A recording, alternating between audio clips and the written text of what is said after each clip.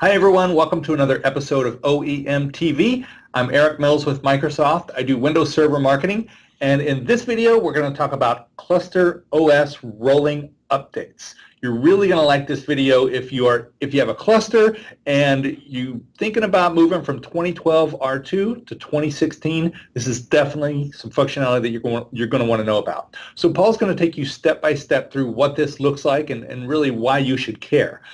You should care if you've got that 2012 R2 cluster and you want a way to automate the upgrade process. So Paul's going to show you what that looks like. He's going to talk about the benefits of using this tool rather than doing everything manually. He's going to talk about mixed OS mode, which is a mode that you can get into when you're in the middle of that transfer and how that's supported. He's going to talk about what you need to do to prepare your cluster to do this upgrade. So a lot of really good information in this video. I hope you like it. We'll see you next time on OEM TV. Hello everybody. This is a quick overview of Windows Server 2016 and the Cluster OS rolling upgrade. So the first question is, what is it? And it's a new feature in Windows Server 2016. When I say it's a new feature, it means it's not an add-on. There's no extra cost for it. It is included.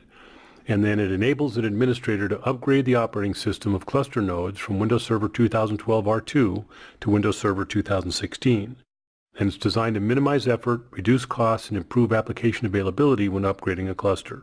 So it's really an excellent feature for organizations that want to upgrade their cluster and do it easily, save money, and improve the uptime of the application that's on the cluster. So some of the benefits: in organizations of a wide variety of sizes, they have clusters, and those clusters generally are there to provide some degree of uptime, and there may be a service level agreement associated with that.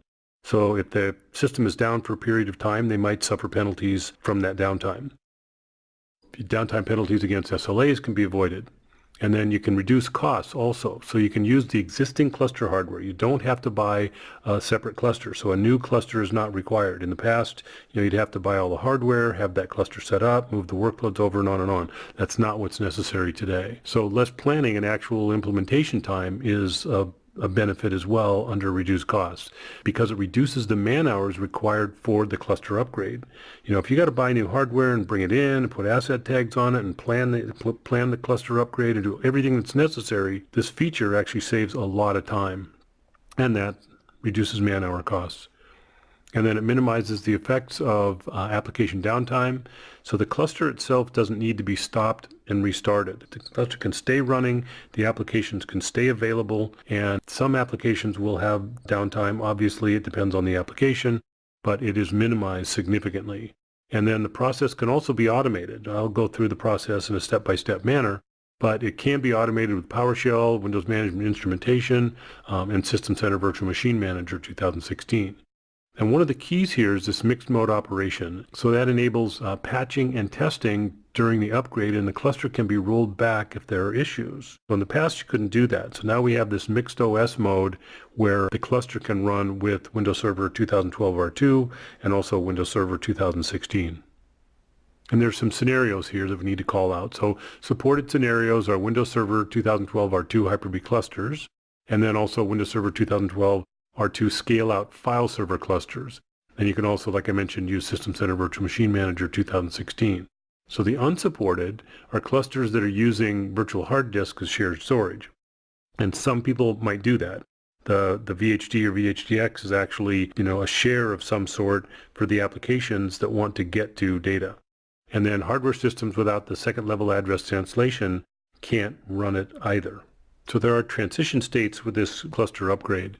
And on the left-hand side, you can see it's a 2012 R2 failover cluster, and it only contains 2012 R2 nodes. And so you would manage that with the Windows Server 2012 R2 failover cluster manager.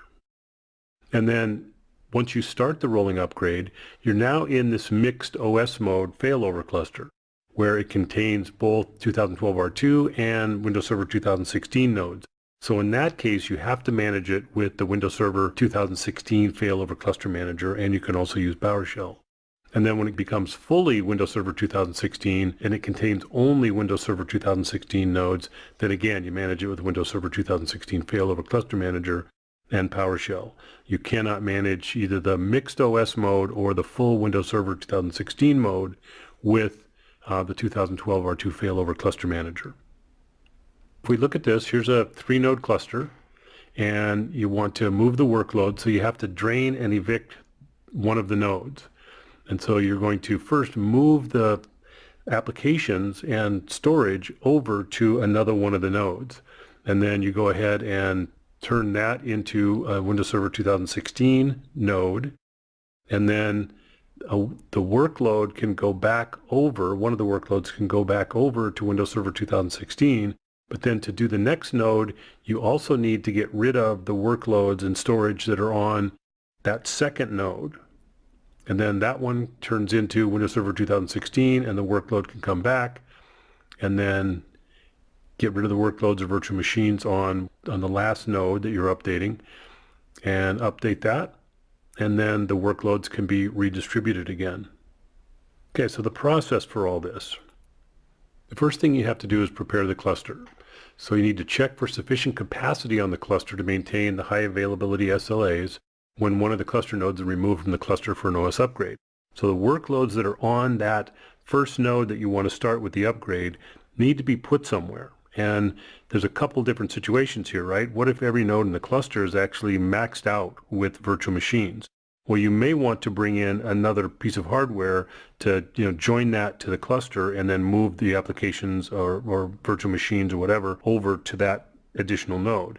If there's room on the other two, then you just take those workloads off of the node that you want to upgrade and put them on the nodes that have room in the cluster. And then for Hyper-V workloads, check that all the Windows Server 2016 Hyper-V hosts have CPU support for second level address table or SLAT. So only SLAT capable machines can use the Hyper-V role in Windows Server 2016. So if you've got older hardware, you definitely need to figure out if you're SLAT capable or not, because it won't work with Windows Server 2016. And then check that any workload backups have completed and consider backing up the cluster itself. So be sure to stop backup operations while adding nodes to the clusters. And you need to ensure that the backup operations aren't going to kick off at some point during your cluster upgrade, because that's really going to mess things up. And then check that all your cluster nodes are online, running up using get cluster node commandlet. You want to make sure that they're all there, and then check if the cluster aware updates are running. And if so, disable it. So you don't want the cluster itself to be updating in addition to the workloads and the virtual machines. You need to make sure that the systems are really stable before you do this. And then continuing the process, there's node actions. So in the cluster manager, you select a node and use pause drain to drain the node. So you want to drain that cluster node of all of its workload. And then you evict the node that you just drained from the cluster. So you've got a node that has no workloads on it, that's not doing anything for the cluster, and then you just evict the node, and so it's now separate from the cluster. You then reformat the drive that you're going to install Windows Server 2016 on, and then install Windows Server 2016 with a clean operating system installation. And it's got to be a new install. It can't be an upgraded install. That'll cause problems. Now, after installation, add the node to the appropriate Active Directory domain, so you got to join the domain, and then add users to the administrators group, and then install the Windows feature PowerShell commandlet. So you want the latest PowerShell features installed on that system, and then install the server roles for your cluster, whether that's Hyper-V or other roles that you may have that server running as, and then install the failover clustering feature, and then install any additional features, workloads, and data needed by your cluster workloads. And then continuing with the process, now there's cluster actions. There's things you have to do on the cluster. So you started with things on the cluster, then you had to do things on the node, and now you've got some more cluster actions. From the Failover Cluster Manager, check the network and storage connectivity settings. Make sure that you have all the same ones for your cluster. And then if Windows Firewall is used, check that the firewall settings are correct for the cluster. They should be uniform across the cluster. And then for Hyper-V workloads, use Hyper-V Manager to verify the names of the virtual switches are identical to all Hyper-V nodes in the cluster. And you should see all the same virtual switches in the Virtual Switch Manager. And then on a Windows Server 2016 node, remember, not a 2012 node, use the Failover Cluster Manager to connect the node to the cluster. So now that cluster is in mixed OS mode, right? You've got 2012 R2 and you've got one or more 2016. The mixed OS mode is meant to be a transitional mode and not permanent.